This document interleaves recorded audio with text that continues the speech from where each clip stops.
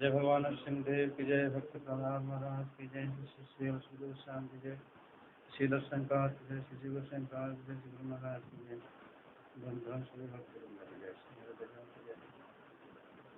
ओम नमो भगवते वासुदेवाय, ओम नमो भगवते वासुदेवाय, ओम नमो भगवते वासुदेवाय।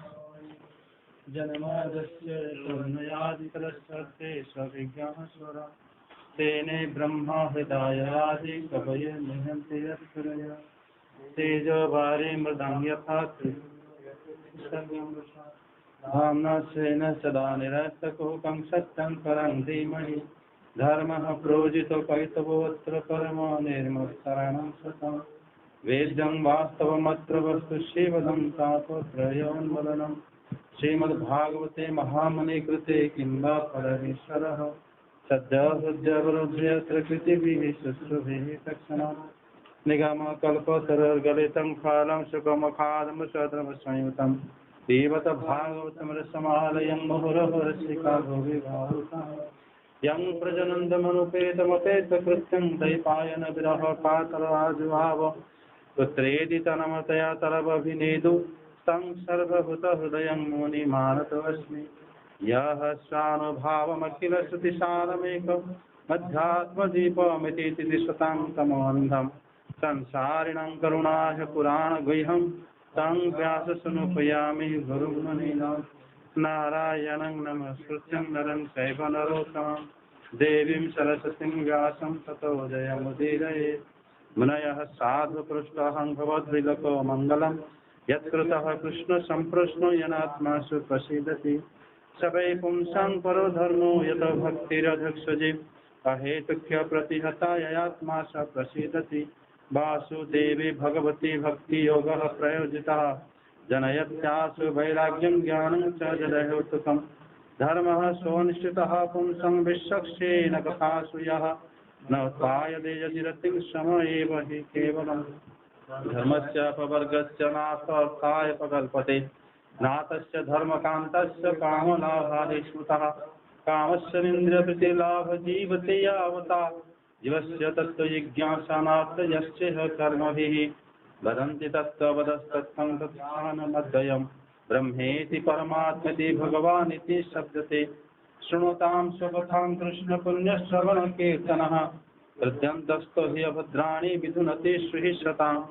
नष्टप्रायश भद्रेषु नित्यं भागवत सेवया भगवती उत्तमश्लोके भक्तिर्भवति नैष्टिकी आदिमध्यावसानेषु वैराग्यख्यानसंयुतं हरिलीलाकथाव्रतामृतानन्दितामत्सुरं सर्ववेदान्तसारं यद् ब्रह्मात्मैकत्वलक्षणं वास्तवद्वितीयं तन्निष्ठकैवल्यकप्रयोजनम् श्रेष्ठपद्यां पूर्णमास्यं हेमसिंहासनसमन्वितं ददाति यो भागवतं स याति परमां गतिं राजन्ते तावदत्यानि पुराणानि शताङ्गणे यावन् दृश्यते साक्षात् श्रीमद्भागवतं परं सर्ववेदान्तसारं हि श्रीभागवतं इष्यते सद्रसामृततृप्तस्य नाद्यत्र सद्रीत क्वचित् निम्नगानं यथा गंगादेवनामच्युत यथा वैष्णवानां यथा शम्भो पुराणानामिदं तथा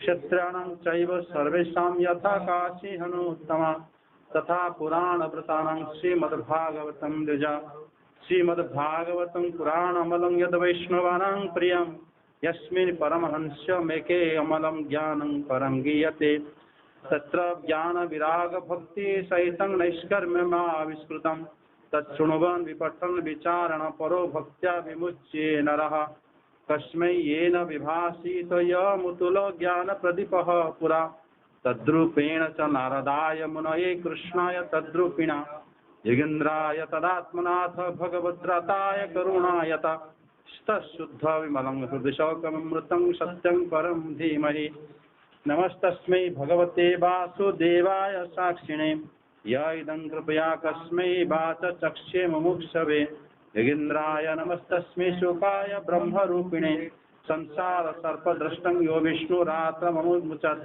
भव भवे यथा भक्ति पादयोत्सव जायते तथा कुरुष्व देवेश नाथ संयो यतः प्रभो नाम संकीर्तन यस्य सर्वनाम प्रणयनं नमामि दुःख शमनस्तं नमामि हरिं फलम्। श्रीमद् भागवतम प्रथम स्कंद अष्टम अध्याय।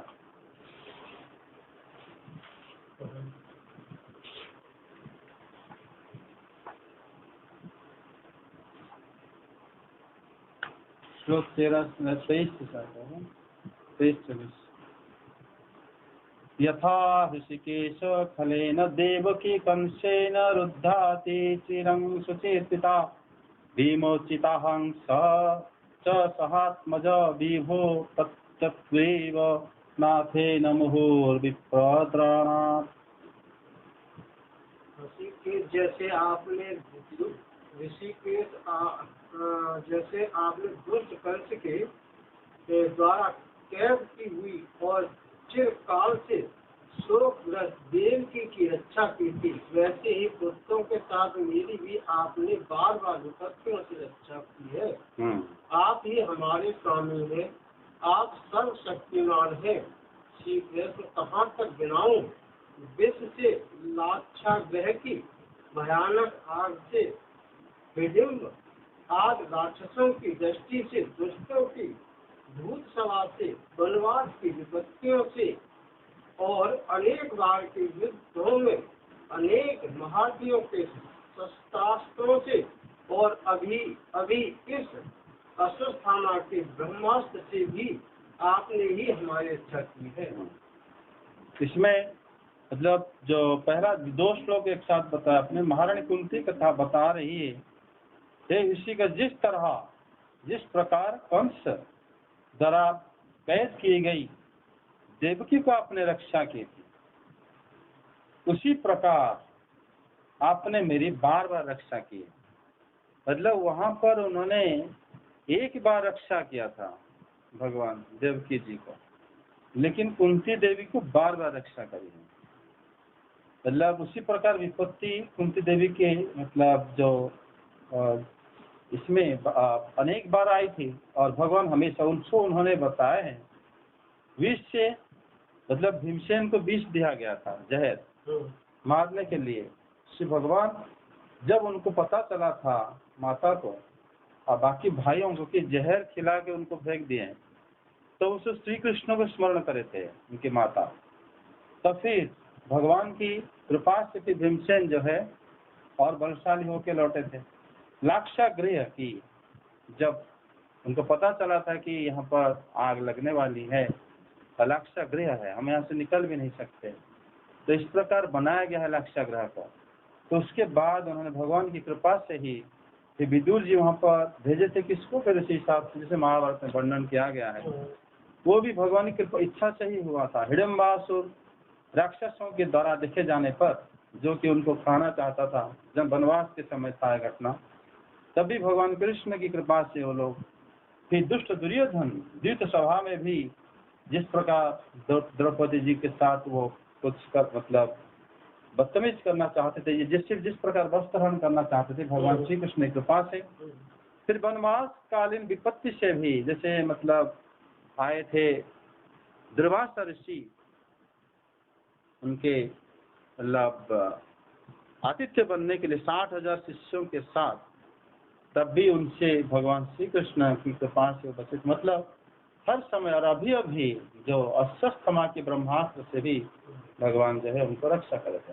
ये जो रक्षा जितने बार करे हैं उनकी भक्ति उतने बार दृढ़ हुआ है पांडवों के, तो भगवान इस प्रकार ही रक्षा करते हैं। आगे जगत गुरु हमारे जीवन में सर्वदा पद पद पर विपत्तियां आती रहे, क्योंकि विपत्तियों में ही निश्चित रूप से आपके दर्शन हुआ करते हैं और आपके दर्शन हो जाने पर फिर जन्म मृत्यु के चक्करों में नहीं आना पड़ता। यहाँ पर जो विपदः सन्तु नः स्वस्य तत्र तत्र जगत गुरु भवता दर्शनम यस्याद पुनर्भव दर्शन। मतलब आपके दर्शन का मतलब होता है संसार चक्र से मुक्ति मिल जाना। तो अगर आपके दर्शन हो जाता है तो अगर हमारी बार बार विपत्ति आती रहे तो इसी से आपके दर्शन होता है, और आपके दर्शन होने से संसार चक्र से मुक्ति मिलता है। तो अगर हम कहे रानी कुंती अगर कह रही बार बार विपत्ति आए, तो वैसे लोगों की इतना विपत्ति आ रहा है लेकिन वो लोग भगवान के दर्शन नहीं कर पाते। लेकिन महारानी कुंती विपत्ति और मांग रही थी कि मुझे विपत्ति और मिले, क्योंकि उनको जब विपत्ति आया है उन्होंने देखे पिछले उदाहरण में कि हर बार विपत्ति आते ही भगवान श्री कृष्ण हमें कृपा करते हैं, इसीलिए उन्होंने विपत्ति चाहा है। कृष्ण को चाहना ही उनके लिए विपत्ति चाहने के बराबर है। इसलिए जैसे कहते हैं ना, मतलब भगवान श्री कृष्ण जिसमें मतलब तुम्हें मिलते हैं वही तरीका अपनाना चाहिए, उसी से मतलब जीवन की पूर्णता प्राप्ति होती है। महारानी कुंती इसीलिए विपत्ति मांगे कि विपत्ति से ही कृष्ण हमें मिल जाते हैं, और हम संपत्ति लेके क्या करें। तभी उन्होंने बोले आपके दर्शन का अर्थ होता है संसार चक्र से मुक्ति, इसलिए प्रभु हमें विपत्ति भले ही मिले लेकिन आपका दर्शन होना चाहिए। आगे, ऊंचे कुल में जन्म ऐसा विद्या और संपत्ति के कारण जिसका घमंड बढ़ रहा है वह मनुष्य तो आपका नाम भी नहीं ले सकता, क्योंकि आप तो उन लोगों को दर्शन देते हैं जो अंकिचन है, अकिंचन है। अकिंचन का मतलब होता है मतलब जिसके पास कुछ ना हो।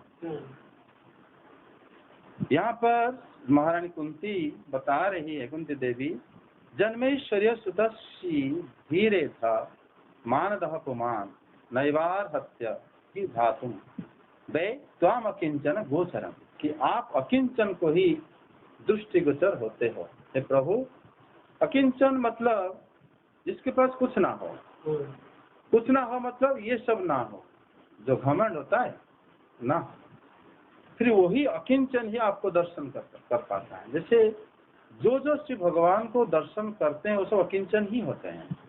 तभी महारानी कुंती ने यहाँ पर कहा है कि तुम अकिंचन गोचर। तो अगर हम कहेंगे कि जो उसके पास जो अकिंचन है वो भगवान को दर्शन कर पाते हैं, तो जो देखा जाता है राजा लोग, राजा जैसे जो बहुलाश्व जनकपुरी के राजा थे, जो भी वो भी भगवान श्री कृष्ण की भक्त हैं, भगवान उनके घर भी गए थे। हाँ, और जैसे महाराज उग्रसेन और जो राजा बने थे, और महाराज युधिष्ठिर, महाराज परीक्षित, तो ये लोग क्या वो लोग अकिंचन होते थे, उनके पास कुछ नहीं था, वास्तव में उनके पास कुछ नहीं था, वो लोग अकिंचन ही होते थे। मतलब उनके पास राज वैभव होते हुए भी वो अपने आप को अलग ही मानते थे, वो सोचते थे कि हमारे है ही नहीं कुछ। उस प्रकार रहते थे जैसे किसी अपने घर में एक मतलब कहते हैं ना, बाहर से कोई मेहमान आकर रह रहा हो, अपने जैसे आप किसी घर में जाओगे मेहमान होता, जिससे आपको किसी चीज में लगाव नहीं होता, वो राजा हो कि उनका राज्य में ना रानियों में ना मतलब तो संपत्ति में ना पुत्र किसी में लगाव नहीं होता था। मतलब पुराणों में बताया गया है जब भगवान श्री कृष्ण बहुलाश्व के घर से आए तो बहुलाश्व को रात्रि भर नींद नहीं आती थी, क्योंकि उन्होंने भगवान के साथ रात्रि बिताई है। भगवान के साथ बहुत सारे मुनीश्वर गए थे, उनके घर में रहते थे, और सब लोग रात भर भगवान की मतलब उपस्थिति में मतलब सारे जो भगवान की लीला गान कीर्तन होता था, तभी उसको सुनते सुनते इस प्रकार हो गए। जब भगवान विदाई लेके आ गए, बहुलाश्व से बहुत कम दिन रह पाए, वो मतलब वो पागल जैसे हो गए थे। जैसे युधिष्ठिर महाराज की भी आगे आएगा कथा, वो भी उसी प्रकार हो गए थे। मतलब उनका सिर्फ एक्चुअली वो अकिंचन होते हैं, अकिंचन ही भगवान को दर्शन कर पाता है, उनको बाहर लोगों से कोई लगाव नहीं होता। ये भी भूल जाते हैं कि वो उनको कोई क्या सोचे, उनका कोई मतलब नहीं। तो अकिंचन मतलब जिसके पास कुछ ना हो। और हम भी मतलब शास्त्रों में ये उदाहरण देखा जाता है, जैसे द्रौपदी जब श्री भगवान को, जैसे अभी कुंती देवी ने बताया, जो द्युत सभा में जो द्रौपदी भगवान श्री कृष्ण को जो पुकारे थे, वो अकिंचन के रूप में ही पुकारे थे। उनको पता था, जबकि उनके इतने बलशाली पति थे, तब भी उनको लग रहा था मेरे पास कोई नहीं। वही भाव ही भक्तों के अंदर रहता है। आगे, आप निर्धनों के परम धन है, माया का प्रपंच आपका स्पर्श भी नहीं कर सकता। आप अपने आप में ही विहार करने वाले परम शांत स्वरूप हैं। आप ही वैकल्य कैवल्य मोक्ष के अधिपति हैं। आपको मैं बार बार नमस्कार करती हूँ। हाँ, इसमें कुंती देवी ने जो है भगवान की कई सारे गुण को बताया है कि नमो अकिंचन वित्ताय। अकिंचन अभी अभी बताया था, इसके पास कुछ ना हो, उनका वित्त है भगवान। वित्त मतलब उनके अगर कुछ है तो भगवान ही उनके पास है। अकिंचन वित्ताय मतलब अकिंचन लोगों का आप सब कुछ हो, धन धन हो। हमारे पुरी में एक भक्त रहते थे बलराम दास करके, वो भगवान की सेवक हैं जगन्नाथ जी का। वो अकिंचन भक्त हैं, उनके पास कुछ नहीं होता था। और वो जब किसी से मांगते थे पैसे, बाकी पुजारियों से, मुझे थोड़ा उधार दे दो, वो बोलते कुछ कि तुम्हारे पास है क्या, तो हम कैसे दे दें पैसे, तुम कैसे वापस करोगे। तो बोलते मेरे पास तो कोई तो है नहीं, मेरे जगन्नाथ जी हैं। तो उनके बोले इनको गिरवी रख लो, मुझे पैसे दो। वो दीवार में जगन्नाथ जी का वो ड्राइंग बना देता था, बोले ये रहे गिरवी, मैं पैसा दे के उनको ले लूंगा। जिस दिन वो पैसे वापस करते थे, वो अपनी जो तौलिया में दिखाते प्रभु चलो, फिर वहां से अदृश्य हो जाते थे वो जगन्नाथ। ये पूरी की घटना है, हमारे पापा लोग उनको देख के भी बताते थे।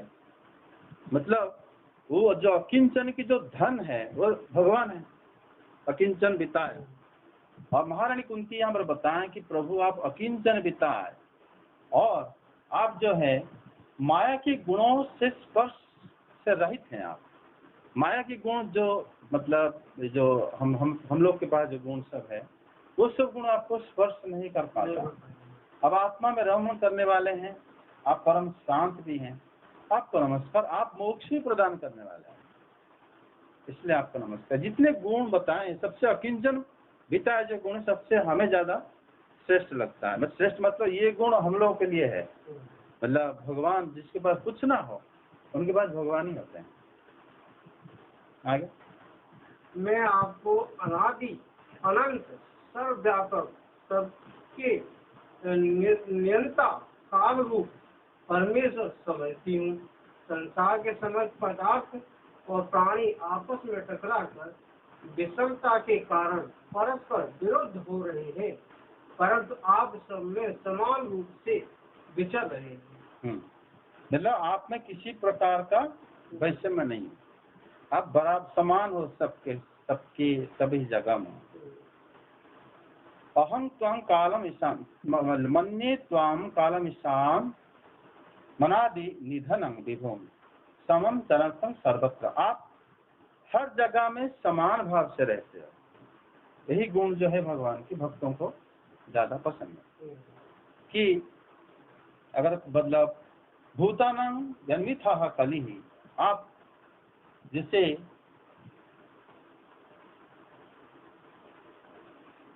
भगवान को जैसे कुंती देवी बता रही है कि जैसे अगर भगवान कहते हैं कि लगता है कि आप अगर भगवान मतलब कुंती देवी कह रही है ऐसा नहीं कि आप सिर्फ देवकी के पुत्र हो, मतलब क्योंकि अगर कुंती देवी कह रही कि मन्यताम, मैं सोच रहे हैं, मतलब मैं मानती हूँ कि काल विशतम, आप काल स्वरूप हो। क्योंकि अगर आप सिर्फ देवकी के पुत्र नहीं हो, आप काल के भी नियंता हो और आप आदि अंत से रहित हो, इसलिए आप नित्य हो और आपके सबके स्वामी हो और आप सबके मतलब समम चरतं सर्वम सर्वत्र, आप सभी प्रकार से किसी प्रकार से वैषम्य ना होते हुए आप समान भाव से रहते हो, इसलिए मैं आपको नमस्कार करते हैं। भगवान आप जब मनुष्यों की लीला करते हैं तब आप क्या करना चाहते हैं यह कोई नहीं जानता। आपका कभी कोई न प्रिय है और न अप्रिय। आपके संबंध में लोगों की बुद्धि ही विषम हुआ करती है। मतलब यहाँ पर कुंती देवी बता रही है कि आपकी जो लीला आप करते हैं इसको कोई नहीं जान पाता। इसमें आप लेकिन ना तो किसी का प्रिय है, ना आप किसी का द्वेष है, क्योंकि आपके विषय मनुष्य का बुद्धि विषमता में हो जाता है। मनुष्य की बुद्धिमान नहीं चलती। श्री भगवान की जो लीला होती है, वो भगवान जो करते हैं, उनकी मतलब लीला शक्ति जो कराती है, कोई मतलब सोच भी नहीं सकता भगवान क्या कराना चाहते हैं। और भगवान किसी के प्रिय नहीं है। श्रीधर बताते हैं, जो लोग जैसे मान लो जिसके तरफदार काम हो गया, वो सोचेंगे कि भगवान हमारे लिए करें। जिसके विरोध में हो गया, हम ये सोचते हैं कि भगवान इनके द्वेष करें। हमें देखिए कभी कभी ऐसे भगवान कार्य करते हैं, असुरों की सपोर्ट में होता है, देवताओं के विपक्ष में हो जाता है।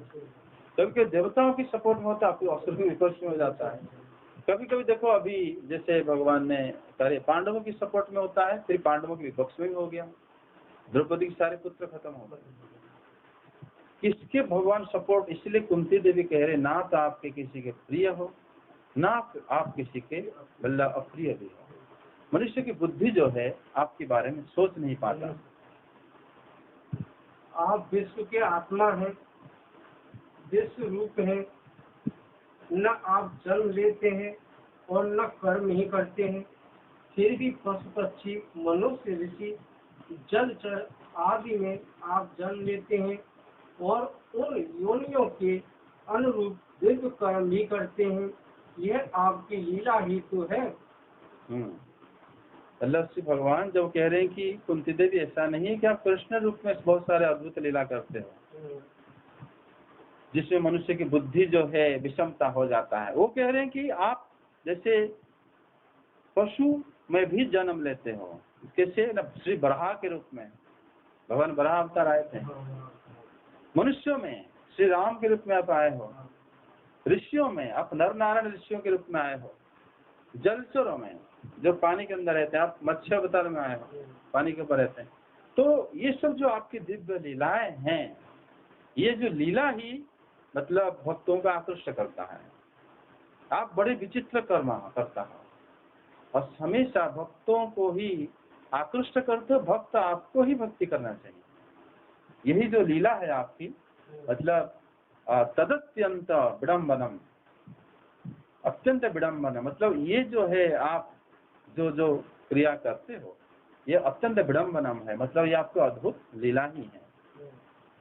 आगे, जब बचपन में आपने दूध की मटकी फोड़कर यशोदा मैया को खिला दिया था और उन्होंने आपको बांधने के लिए हाथ में रस्सी ली थी, तब आपकी आंखों में आंसू झलक आए थे। काजल कपोलों पर बह चला था, नेत्र चंचल हो रहे थे और भय की भावना से आपने अपने मुख को नीचे की ओर झुका लिया था। आपकी उस दशा का लीला छवि का ध्यान करके मैं मोहित हो जाती हूँ। भला जिससे भय भी भय मानता है, उसकी यह दशा। यहाँ पर जो कुंती देवी बता रही है कि आप जो है दामबंधन लीला में जब यशोदा माता आपको बांधने जा रही थी, उसी समय आप काफी भयभीत हो गए थे और मुख नीचे कर दिए थे और आपकी आंखों में आंसू आ गए थे और आपकी जो काजल है अंजन, ये पूरी तरह फैल गया था भगवान के, और आप इतने डर गए थे माता को देख के। मैं सोच के मैं मोहित हो जाते। यहाँ पर जीव गोस्वामी पाद बताते हैं इसी श्लोक के अर्थ में कि यहाँ पर जो कुंती देवी ने जो बताया कि मांग विमोह यति, कुंती देवी अगर कह रहे हैं कि वो मोहित हो गई है, इसका अर्थ ये है कि वो लीला जो है भगवान ने जो करे थे वो अनुकरणीय लीला नहीं था, वो वास्तव लीला था। एक होता है अनुकरणीय, अनुकरणीय होता है क्या? जानबूझ के करना, अंदर से मतलब डरने का मतलब बहाना दिखाना, लेकिन डरना नहीं। अरे मैं क्यों डरूं माता से? लेकिन भगवान अगर ऐसे करे होते तो कुंती देवी यहाँ पर नहीं बोलती कि मांग विमोहयति, मैं विमोहित हो गई उसको सोचते ही। मतलब भगवान श्री कृष्ण सचमुच डर गए थे माता को देख के। मतलब वृंदावन में भगवान जो लीला करते हैं वो अनुकरणीय लीला नहीं है, अनुकरण लीला होता तो भक्त लोग उसको, जो लोग भक्त लोग उसी में अंश ग्रहण करते हैं वो आनंदित जितना नहीं होते, उसके बाद जो लोग भक्त पाठ करते हैं उसको याद करते हैं आनंदित हो जाते हैं। मतलब वहां से रस नहीं निकलता अगर कोई अनुकरण कर रहा होता। भगवान वो लीला वास्तव करते हैं, मतलब भगवान की कोई भी लीला अनुकरणीय नहीं होता। मतलब यहाँ पर ये पता चलता है, जैसे मतलब कुंती देवी ने बताया, आपकी जो लीला है मनुष्यों की बुद्धि चकरा जाती है, वो एक्चुअली इसी श्लोक में क्लियर करते हैं जो ऊपर बताए थे 29वां श्लोक में कि मतिर नृणाम यस्मिन विषमा मतिर नृणाम, कि मनुष्यों की जो बुद्धि विषममयी हो जाती है आपकी लीला को सुनकर सोचकर। श्री हरि जब अपनी मतलब मित्रों के साथ भोजन कर रहे थे उसी समय उनकी बछड़ों को श्री ब्रह्मा जी जो है ऐसे ऐसे लेकर हरण कर लिया। तो भगवान जो है खुद गए थे ढूंढने के लिए। जब वापस आए देखे उनके सारे जो मित्र थे वो भी नहीं थे, उनको भी ब्रह्मा जी हरण कर लिया। फिर श्री भगवान सब जगह में ढूंढने लगे। ऐसा नहीं है कि उनको पता चल गया, नहीं, पहले हर जगह में ढूंढे। वो ढूंढते ढूंढते जो शाम हो गया तब उनको पता चल रहा है। मतलब भक्त लोग बड़े आश्चर्य होते हैं कि भगवान किस प्रकार लीला करते हैं। मतलब मनुष्य की बुद्धि चकरा जाता है उस जगह में, जबकि ब्रह्मा जी भगवान सबके ईश्वर हैं। अगर भगवान अनुकरण करते तो चुपचाप जब देखिए शाम हो गया है, और फिर शाम कराया किसने? उन्होंने ही कराया, लीला शक्ति ने कराया। क्योंकि भगवान की इच्छा जब होता है तब संध्या होती है ब्रज वृंदावन में। जब संध्या हुई तब श्री कृष्ण को पता चला, अरे कोई नहीं, सब कहाँ गए? मैं तो ढूंढ ढूंढ के बेहाल हो गया, हर जगह भगवान ने ढूंढे। उस दिन बलराम जी नहीं आए थे उनके संग, तो हर जगह ढूंढते बैठे, फिर सोचे तब उनको पता चला कि अच्छा अच्छा ऐसे हुआ है। फिर वो अपनी मतलब विस्तार करके उस प्रकार सब मतलब अपनी सखा को बनाए, सारे बच्चों को बनाए, तो उनकी जो लकुटी, उनकी जो मतलब खाने की पोटली, उनकी सब कुछ वो बनाए थे वो। और सब जगह में कृष्ण थे, कृष्ण स्वयं बन गए थे सब कुछ, उनके कपड़े से लेकर सब कुछ। फिर सब वापस आए थे। इस तरह 1 साल वो करे थे भगवान।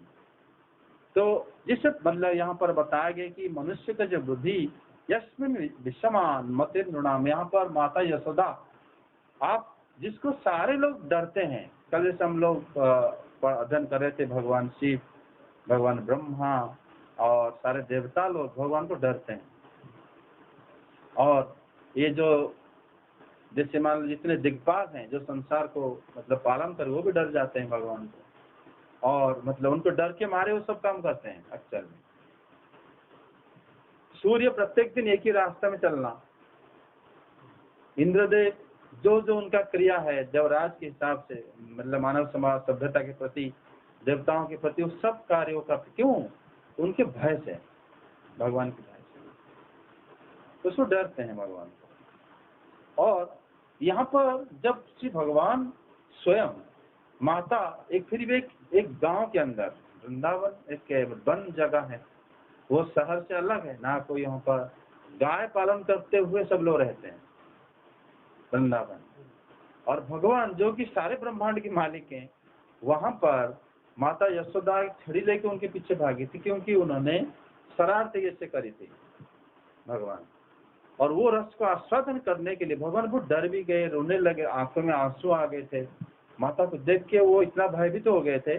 उसी के ऊपर भी श्लोक है पद्म पुराण में बहुत ज्यादा। और यहाँ पर भी कुंती देवी कह रही कि मांग विमोहयति विमोहयति, मैं खुद मोहित हो जाती हूँ जब सोचती हूँ बात। इससे इसका अर्थ गोस्वामी पाद बताते हैं कि ये मोहित जो है ये अनुकरण लीला नहीं होता भगवान की, इससे वास्तव लीला होता है। तभी तो भक्त लोग रसास्वादन करते हैं।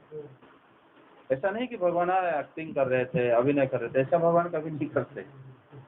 आगे आपने अजन्मा होकर भी जन्म क्यों लिया? इसका कारण बतलाते हुए कोई महापुरुष यूँ कहते हैं कि जैसे मलयाचल की कीर्ति का विस्तार करने के लिए उसमें चंदन प्रकट होता है, वैसे ही अपने प्रिय भक्त उन श्लोक राजा यतु की कीर्ति का विस्तार करने के लिए ही आपने उनमें उनके वंश में अवतार ग्रहण किया है।